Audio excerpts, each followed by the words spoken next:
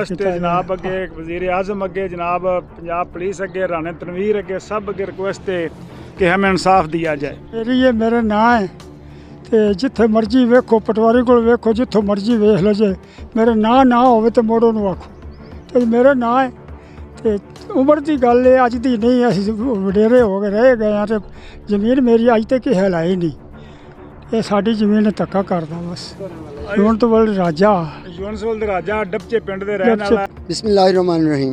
नाजरीन मैं इस वक्त मौजूद हूँ बेगपुर डबचा जो तहसील शरकपुर के नवाही गांव है और मेरे साथ ही आप देख रहे हैं ये बुज़ुर्ग खड़े हैं इतनी शदीद गर्मी में उनसे खड़ा भी हुआ नहीं जा रहा। किस्सा मुख्तसर ये है कि ये 2 कनाल ये जिस जगह हम खड़े हैं ये जगह है भाई खादम खोखर साहब जो मेरे साथ मौजूद हैं उनकी ज़ाती जगह है जो मालक और काबिज़ हैं और उनकी ख़ानदानी जगह चलती आ रही है उनके नाम है विरासत है हर चीज़ है।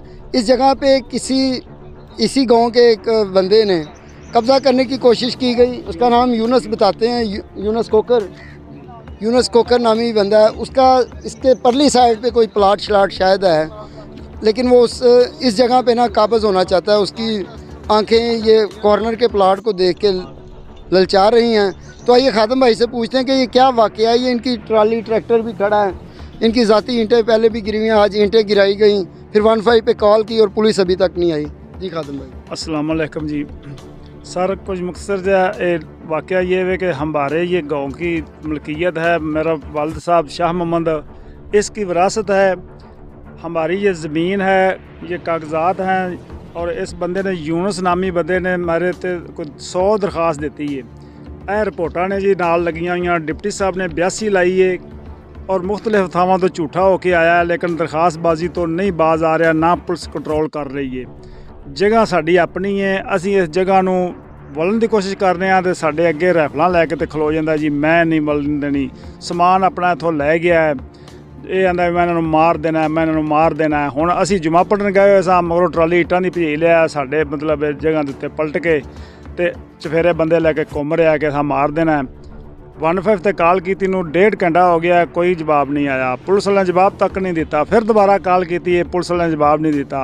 DPO साहब से रिक्वेस्ट है DIG पंजाब से रिक्वेस्ट है कि हमारा हक हमें दिया जाए जो है हक अगर उसका हक है कागजात देखो तो उसनूं दे दो लेकिन हमारा हक है ज़ाती हमारे कागज़ वेखो पटवार वेखो कंप्यूटर सेंटर वेखो जो आपका जनाब का दिल करता देखना तो साड़ी जगह सानू इंसाफ दिलाया जाए उस इंसाफ के रुकावट ना कोई बनी जाए। ये इधर कैमरामैन दिखाए ये हमारे ट्रैक्टर ट्रालियाँ रूड़ी ये मतलब बालन सारा सब कुछ हमारा कई सालों तो पिया हुआ है तो जगह हमारी है कब्ज़ा हमारा है वो मुख्तलिफ जगह पर आके लोगों को परेशान करता है सानू परेशान करता है तो असी मजदूर आदमी हाँ मुंजी लाने पे उधरों ये सानू भजाई फिरदा है असी बड़े परेशान हाँ। DPO साहब से रिक्वेस्ट है कि हमें इंसाफ दिलाया जाए।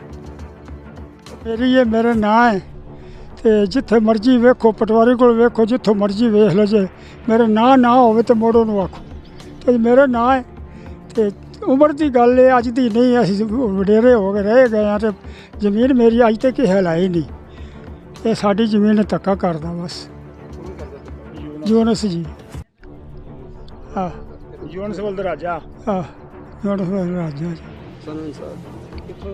यूनुसवल राजा यूनुसवल राजा डबचे पिंड दे रहने वाला ते सानू इंसाफ दिता जनाब अगे वज़ीर आज़म अगे जनाब पंजाब पुलिस अगे राणे तनवीर अगे सब अगे रिक्वेस्ट है कि हमें इंसाफ दिया जाए हमें इंसाफ दिया जाए। जनाब SHO साहब से भी रिक्वेस्ट है कि हमें इंसाफ दिया जाए। SHO हमीद साहब तकरीबन इस सिलसिले में जानते भी ने तो उन्होंने अगे रिक्वेस्ट है कि साढ़े कब्जे में बहाल किया जाए और साढ़ा कब्जे के रुकावट जो बना रहे हैं लोग उन्हें तो रोकया जाए।